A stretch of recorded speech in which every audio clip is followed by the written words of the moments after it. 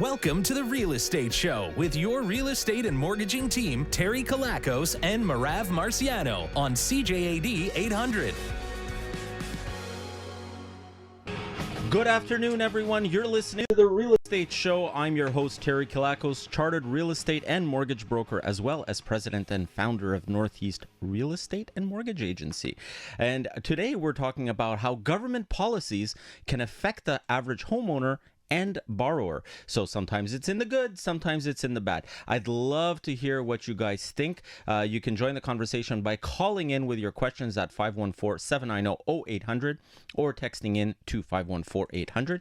You can also watch us and comment on Facebook Live. So facebook.com/Northeast Mortgages. And be sure to subscribe to our YouTube channel if you haven't done so already, which is newsonthego.ca.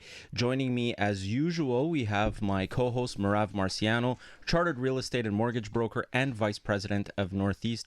Welcome, Merav. Hello. It's such a sunny day. I'm in a good mood. Yeah, me too. You know what? The sun is out. The birds are chirping. I heard birds today for the first time in a long time. I got to say I'm happy. Should I say the S word, or is it gonna be a problem? Say it. Spring. You think spring has sprung?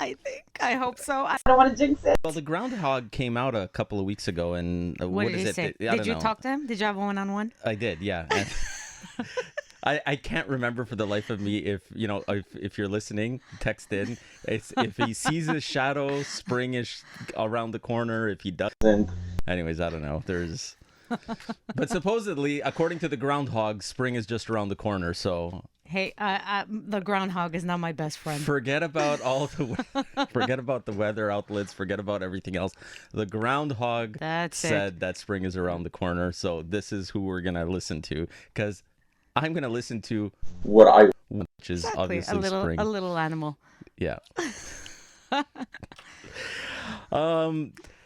Today's show is actually going to be very interesting because it's very important, and there's a lot of confusion out there. I mean, we get people that come in to see us all the time, and they're confused, frankly. I mean, there's all these programs that come out. I have, clients come in, they tell me, Terry, I want to buy a property, and I was told that the government gives my down payment. And it's half-truths, if you will. This is... Well, it's understandable. They've put out so much out there in the media. It's really hard for the average consumer to understand. It's hard for me to understand sometimes. Yeah, I agree. Honestly, I'm in this every day, all day, 24 hours a day, 7 days a week, 365 days a year. I'm completely engrossed in this, and sometimes I have to sit back and go, what exactly did the government mean by this? No, I agree with you. So let's figure out this whole spaghetti. Yeah, absolutely. So today, that's exactly what we're going to be doing. We're going to be unraveling the spaghetti that has been put in place by the government and banks and all that stuff. But before we kick off our show, we'll have a very quick market update. This week, no surprise, Bank of Canada dropped the overnight rate by 50 basis points. Yeah, more than we expected. Yeah. But you know what? I was on the Elias Max show this week, and I actually made a comment about that. I believe that the overnight rate, the last raise that they did, was 0.25 too far. So as far as I'm concerned, I think that the rate is exactly where it needs to be right now. So I'm happy with it. Yeah. Although it was a surprise, I think that the rates are exactly where they should be. So the majority of the banks all kind of followed suit, and they dropped their prime rate. So the overnight rate directly impacts the bank's prime rate. So they all dropped their prime rate by 50 basis points, except for TD. TD actually dropped it by 35 basis points. Now, this is the first part of unraveling the spaghetti, okay? So why is it that one bank kept it at 35 below, they dropped it by 35? Why do you think, Merav?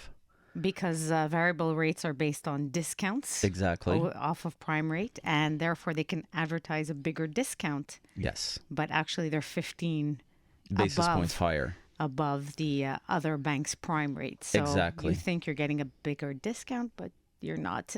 Yeah. It's an advertising strategy. There's nothing wrong with it as long as you know. Yeah.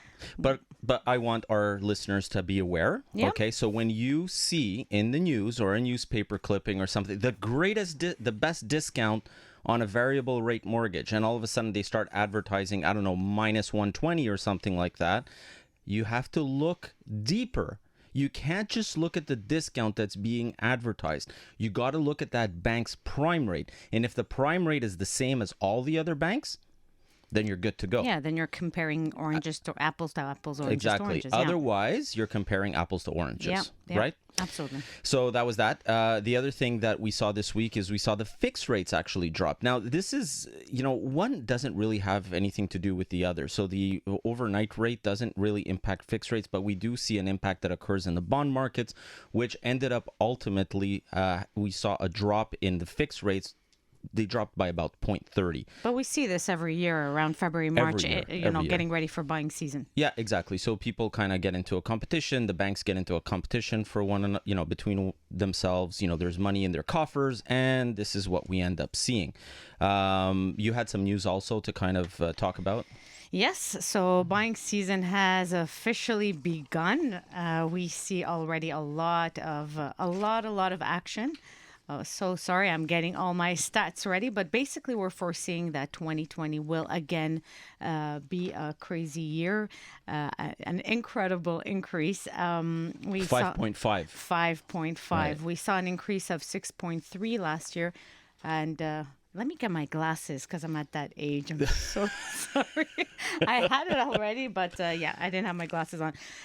So last year was a 6.3% increase, in the fourth quarter, which brought up the median price to $433,993, which is the biggest year-over-year increase since 2010.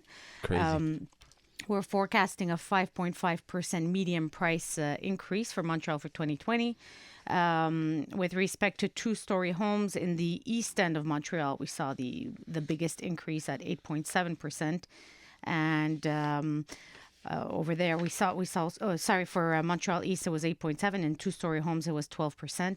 And the South Shore, we also saw a very nice increase of 7.4%, and Montreal Centre, 7.3%. So all the neighborhoods are going up, especially the up-and-coming neighborhoods that are well on their way to growing in Montreal.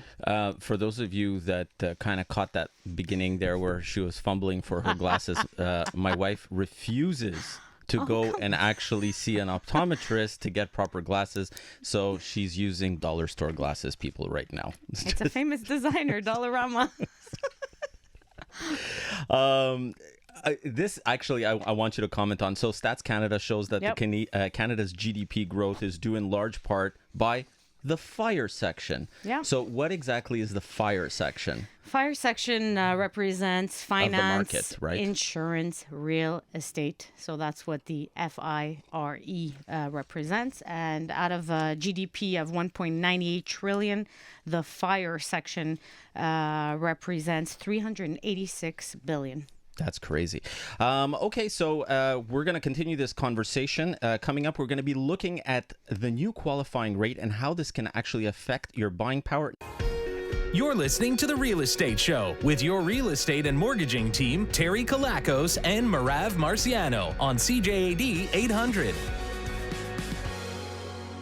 You are listening to The Real Estate Show on CJAD 800 with your hosts Terry Kilakos and Merav Marciano. And that was the voice of Alexander Kilakos, my 13-year-old who just had his birthday yesterday. Happy birthday! Happy birthday, Alexander. You are listening to The Real Estate Show, and today we're talking about new government policies and how these can affect you. Feel free to call in with your questions at 514-790-0800 or text in with 514-800 in order to join the conversation. But before, again, we kick off the show, there is one more piece of news, which is, Merav... Well, Northeast got nominated for Brokerage of the Year in the Diversification category at the Canadian Mortgage Awards. So I'm very proud of that. Absolutely. We're among 6 other finalists in Canada. So year after year, we get recognized. Sometimes it's for New Brokerage of the Year. Sometimes it's Top Volume of the Year. This year, it's Diversification, which is really our bread and butter. And it is really what we're very proud of, the fact that under one roof, we've got mortgages, we've got real estate, we've got financial services, insurance, private lending, investing, and all that good stuff. And it really gives the client that full service, and I'm very proud that we're nominated in that. And I feel like we might. There's a possibility we might win this. I just realized we have in the Canada's GDP growth, we have the fire section. That's you were saying that. Okay. A lot has been happening in the last, the fire section you were mentioning before the break. So, Stats Canada is showing that Canada's GDP growth is due in large part to the fire section of the economy. Yeah. So there you go. That's our company. It's the fire section. Finance, insurance, real estate. Oh, there you go. I love it. Lots has happened over the last couple of weeks on the government level. So let's start with kind of, the Bank of Canada dropping its rates. How is this going to affect the mortgage rates? We've seen variable rates have gone down already. Okay, they're already the first ones to be impacted. We've seen the prime rate go down to 3.45, and if we're looking at the fixed rates, we've also seen them start to go down because of government policies. Now, a lot of this has to do with what's going on with the coronavirus and COVID-19. So let's talk a little bit about this. It has to do with fear, the economy is based on people. It's based on businesses. So there's export being affected, business being affected, airports being affected. The general public is not feeling confident right now. And it's affecting the economy. Well, I would actually be interested in hearing from the public and finding out, what your level of confidence is in the economy right now, especially with what's going on with the coronavirus. But what I also find very interesting is, there was an article that I just read right before getting into the studio.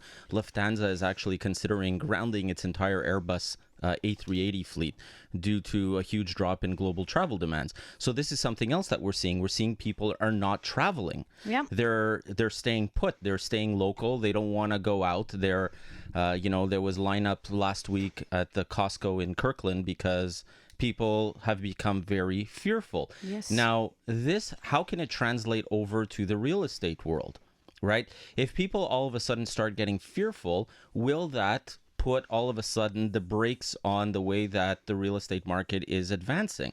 Because if people are not going out to look for real estate, I don't think it's going to put a brake on it because we're very low supply right now. So I think that because we're low supply, I don't see the real estate market being affected by it. But what I do see is the general economy, as we saw, rates, whether it's Bank of Canada rates, whether it's bonds, things like that, I think get affected, which ultimately affect the real estate market. In our case, it's for the good because now, clients are getting lower rates.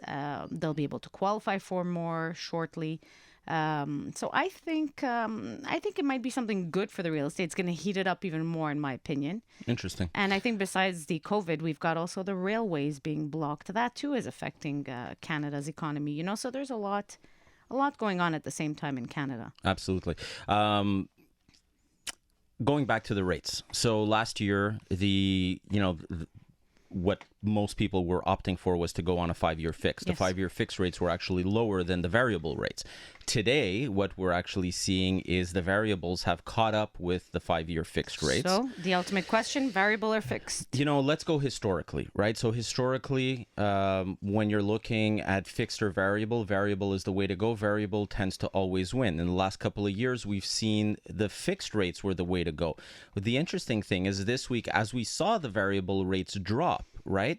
Because of the overnight rate dropping, the prime rate drops, they're still higher than what you can get for a 5-year fixed when you're purchasing an insured property, which brings us to one of the first things that I want to talk about. Now, because of government policy changes, what we've actually seen is we've seen a change occur in the way that interest rates are calculated. So when I first became a mortgage broker way back in 2006, it was very easy. Someone would come to me and, they would go to their bank and their bank would be at, 6.5.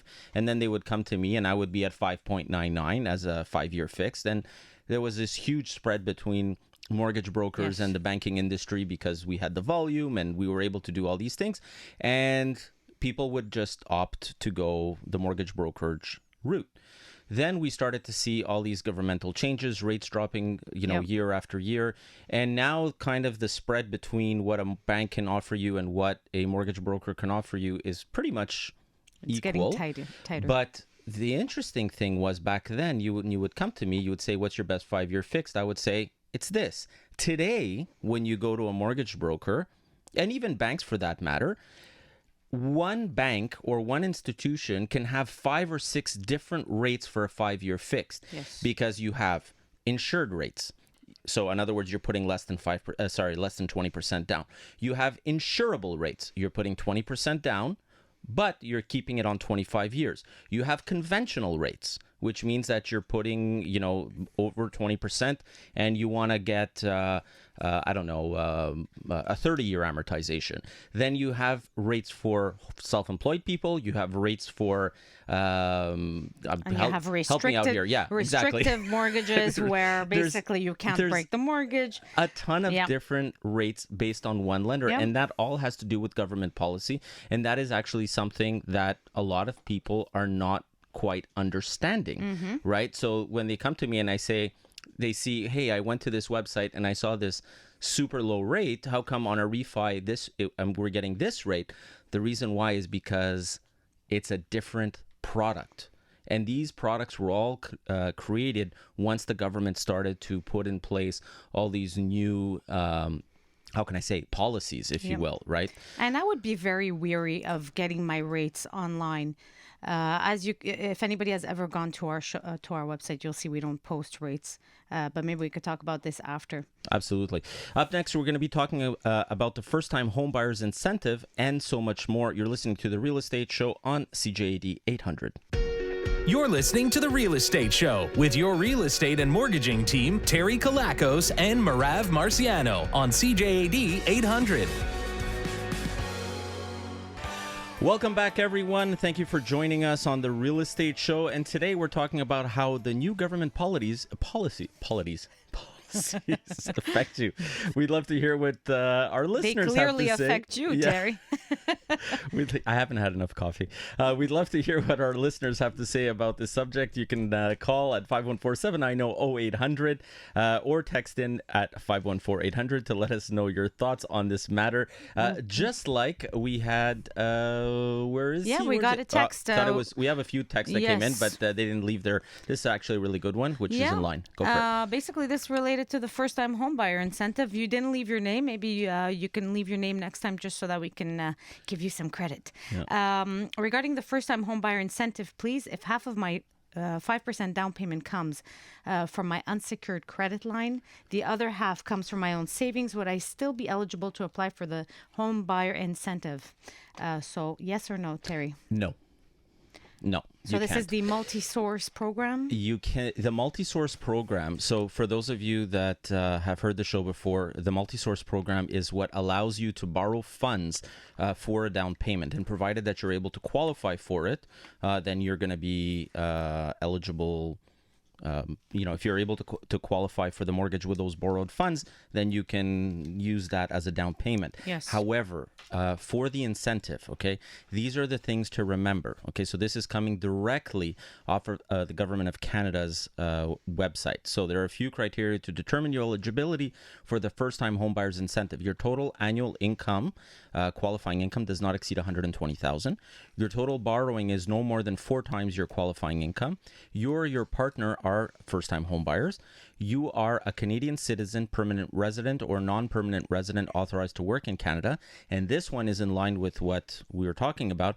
You meet the minimum down payment requirements with traditional funds, savings, withdrawal collapse of a registered retirement savings plan, RSPs, or non-repayable financial gift from a relative or immediate family member. Okay, so that is the key, non-repayable financial gift, which means that borrowing funds makes you ineligible for this program.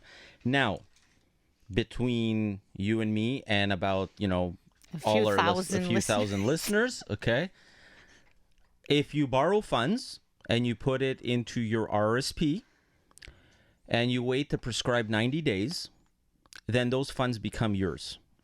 And then because they become yours, at that point, you can theoretically use that, money out of your RSP for the program. So let's go a little bit into the program. And, apparently it was a little bit of a flop. They didn't. A little bit. It was a major flop. It didn't succeed as much as they were hoping. We had Sherry Cooper, chief economist, talk about it and basically call it outright a flop. They earmarked $1.25 billion for this program, and only $55 million so far has been funded. And they've given it 3 years to distribute that $1.25 billion. We saw not a lot of applications. In Vancouver, only 45 applications, 29 of which were approved for an average loan of $18,000. And in Montreal, actually, it was the busiest area where they had the most amount of first-time homebuyer incentive applicants. 555 applicants were approved out of 654 applications with an average loan of $16,000. Toronto, we saw 109 applications with an average loan of $20,000. And Edmonton was second highest compared to Montreal, and was 375 buyers who received $24,000. So, again, what's the big worry is, for example, Vancouver said in the last 5 years their properties went up. They pretty much doubled, and they're worried. Wait a minute, that $18,000. No, exactly. Now I'm going to have to pay back $36,000. That's what I don't like about the program personally. But we're here to talk about all the programs. Yes, good what or to bad. be aware of. Yeah. Exactly. There's pros and cons to everything. So let's look at the first-time home buyers incentive program. So it's eligible for new constructions and existing homes. A new construction, you are eligible to receive 5 or 10% of going towards your down payment. So if you're putting 5% down of your own funds, then the government on a new construction can kick in an additional 10%, bringing your down payment to 15%. Mm-hmm. It's good for existing homes. So if you're buying a used home, you get 5%. And for new and existing mobile manufactured homes, it's also 5%. Now, residential properties, this is for residential properties, so you can't buy a commercial property with it, up from 1 to 4 units, and include single-family homes, semi-detached homes, duplexes, triplexes, fourplexes, townhouse, condominiums, and mobile homes. Okay, so the bottom line is, if you feel that this is a good program for you, I mean, we have had a couple of clients that have used it. There's a couple of brokers in our agency that have executed on the program. I personally, I would find other ways. We have to remember but, the government now owns our home with us. It's an equity sharing program. This is not a gift. The government owns the home with you. Exactly. We did get another text here from George, who's asking about the qualifying rate. He's asking, I heard that the qualifying rate has dropped. What does that mean? Okay, so this is actually in line also with a text that we got from Christina, and she's asking, what exactly is the stress test? Okay, so the qualifying rate and the stress test go hand in hand, so I'm just going to explain both in one kind of swoop.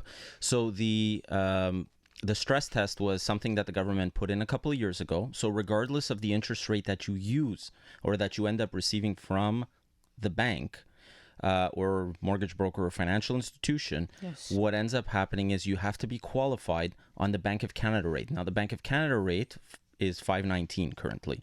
So you can have, again, don't come to me and say, Terry, you said 5-year fixed at 1%. I'm using an example here. You can have 1% for a 5-year fixed. But the rate that's used to actually qualify that mortgage is 5.19, or 2% above the contract rate, whichever one is greater.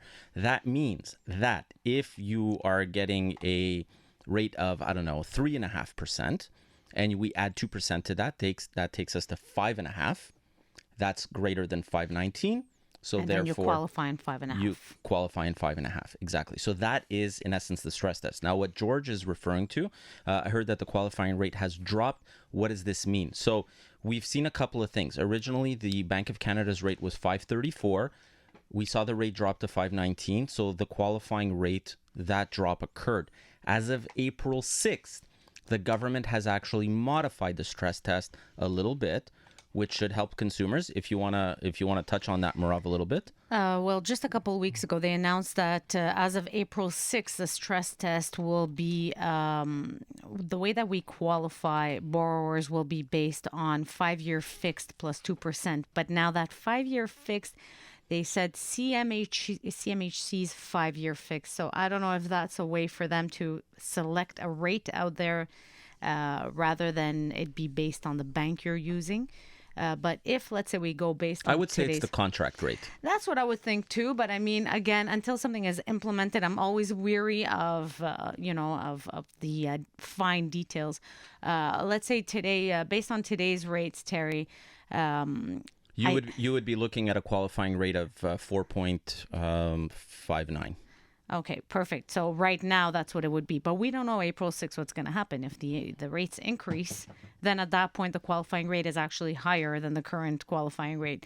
So again, we don't know what's going to happen. But if it's based on today's rates, we're looking at a 2 to 3% increase in buying power, which is not bad. For those people who are on the cusp, it adds a few dollars. Now, when the government actually put in this program or this stress test, what ended up happening was the majority of Canadians, their buying power was reduced by about $120,000. Yes. That is the average drop in people's buying power. Now, in a market that is so hot as it is right now, yes, you understand that poses a problem, especially when you end up having foreign investors coming in with cash. And they're saying, I don't need a mortgage. I don't need to qualify for anything. Here's cash. I'm buying this. And we're going to continue that discussion on the other side of traffic. You're listening to The Real Estate Show with your real estate and mortgaging team, Terry Kilakos and Merav Marciano on CJAD. Thanks for tuning in. Let's get back into our discussion about policies that affect us. We have a couple of texts that came in during the break. One of them, if I'm not a first-time home buyer, can I still buy at 5% down? The answer is, drumroll please. Yes, you can. So the first time, it's not necessarily for first-time home buyers, the 5% down, 10% down. Whenever you have a CMHC-backed mortgage, you can buy your first house like that, second house, third house, fourth house. As long as it's owner-occupied. As long as it's owner-occupied. Or it could be your secondary home as well. So if you're buying a country house, you don't have to necessarily put 20% down as well. Also, if you're buying a property for a family member. So, for example, we want to buy a property for Alexander for his birthday yesterday.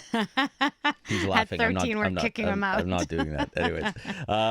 But if you did, theoretically, you can put 5% down, okay, Happy for birthday. that. Yeah, exactly. He's like, yes. We did get another text in.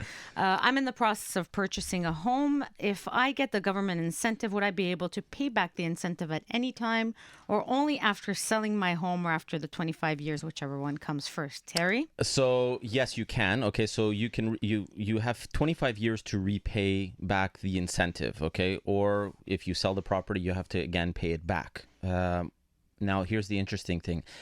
Nobody has talked about what happens when you remortgage the property. I was just going to ask that. Nobody has talked about it. My hallucination is that you're probably going to have to be repaid back at that point. Well, yeah, because you're doing a brand new registration of a new mortgage. Exactly. But it all depends. Anyways, I don't want to get overly technical, but yes, you are correct. There is a possibility at that point that you might have to pay it back as well. But definitely you are able to repay the incentive in full at any time before the 25-year mark without a prepayment penalty. And for those that are listening and going, what the hell is Terry talking about, 25 years? Part of the first-time homebuyer's incentive, they give you up to 25 years to actually pay back this first-time homebuyer's incentive, the 5 or the 10% that they give you. Now, this is the important part. That they lend you. I'm sorry to correct you. Yes. You're right. Sorry. Merav is correct. It's that they lend you, yes. Right? When you're paying it back based on the increase in value that your property has gone up by. So if you receive $10,000 and your property goes up by 10%, well, then you have to pay back $11,000. $11,000. 20. Or if what's happening right now where homes are double the price from 5 years ago, then exactly, you're paying back double the amount. 20,000, absolutely. So that is is the reality of this program. Now, I find the fine print has not been put out there enough. I find There's still like the paying back portion is a little gray. Yeah, I tend to agree, but this is where it's at. So obviously, the quicker you pay back that incentive, obviously the better off you're going to be, because then at that point you're not going to have to pay back as much money to the government for that program. So. And Justin Trudeau had made a few tweaks to it, because like in Vancouver and Victoria and Toronto, the $480,000 cap did not make sense. So he basically, for those three cities, he basically made a modification that home value could be up to $789,000, which is better. But I mean, again. Yeah. We have another text that just came in. So me and my partner bought together a house. Now we are in dispute, and she does not want to sell the house to me. Is there any legal way to convince to sell the house to me? So this is going to depend, obviously, on, I'm assuming that both people were on title. Okay. In a case like that, yes, you do have the ability to force them to sell it to you because you have an interest in that property. There is, it's just like as if you're married or anything like that, you can go to court and you could basically get a judge to rule in your favor that basically will grant you the right to purchase this property from your partner. In a case like that, the judge is going to usually give you a time frame. So they're going to say you have 10 days to prove financing, you have 30 days to purchase the property. After that point, the property has to be sold and move on. Now, the other part of this equation is, if your partner doesn't want to sell it at all and you don't want to sell it at all, well, then at that point you're kind of at a stalemate. But if she is interested or he is interested in selling the property and they just don't want to sell it to you because they're being spiteful or vindictive, well, then at that point you can actually have a judge rule in your favor to help you out in that case.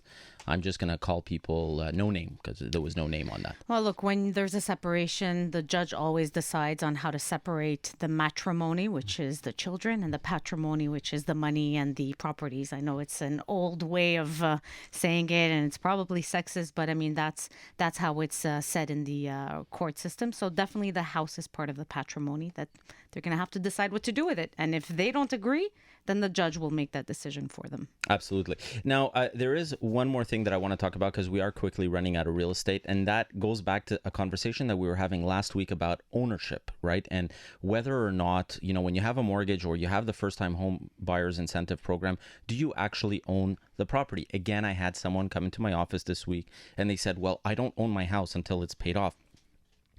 Guys, stop saying that. You own the house. But I've heard that my whole life. Yes. The bank owns the house. No, the bank does not own the house. Yeah. You own the house. Yes. Okay. Just because you have a lien or you have a mortgage on a property, it does not mean that you don't own it. The three, again, we're going to get a little legalese here. The three modalities of ownership: usus, fructus, abusus. So you have the right to bear fruits from a property. That's one modality of ownership. You have the right to use it. That's the other modality of ownership. And you have the right to sell, alienate, dispose of the property. So those are the three things that you have. Now, here's something interesting. In certain cases, financial institutions can strip you of certain rights. In rare cases, but it does happen. If you have certain rights stripped from you, well, then at that point, your ownership is reduced. But for the most part, you have full ownership of the house. You have the right to do anything you want. Within reason, obviously, of course. I wanted to bring up one more thing, that it's not a government policy implemented yet, but they have implemented this in British Columbia, the 1% vacancy tax for non-residents and non-Canadians. Justin Trudeau is saying he might implement that across Canada. Do you foresee that happening? I do.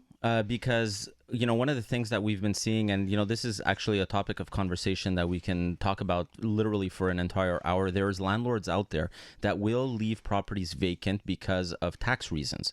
So they're going to basically, depreciate a property using, capital cost allowance and stuff like that over the year after year after year. And it gets to a point where the property itself gets depreciated to such a point that they can't sell it because they would be paying massive amounts of capital gains and capital cost recaptures and whatnot.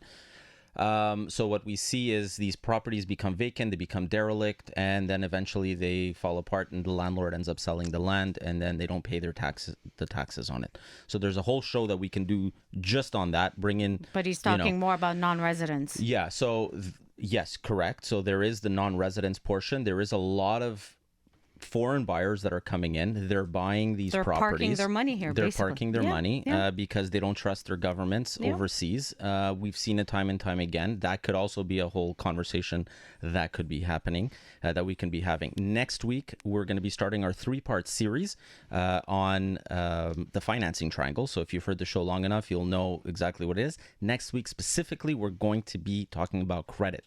Guys, it's been an awesome day. If you need to get a hold of us, you can reach us at the office, 514-680-4674. As well, you can visit us online at northeastmortgages.ca. Have a great week, everyone. Love you all. Enjoy this beautiful day.